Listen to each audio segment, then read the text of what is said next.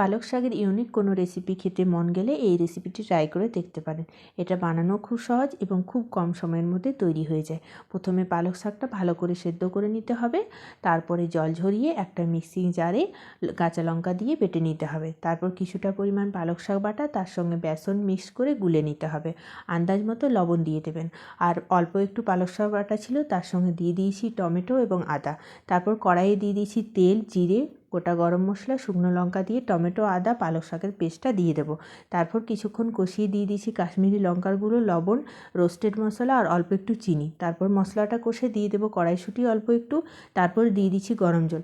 তারপর কিছুক্ষণ মশলাটা ফুটে উঠলে দিয়ে দেবো একটা মাটির পাত্র, তার উপরে একটা প্লেট বসিয়ে দিয়ে দিয়েছি পালক শাক বেসনের ব্যাটারটা।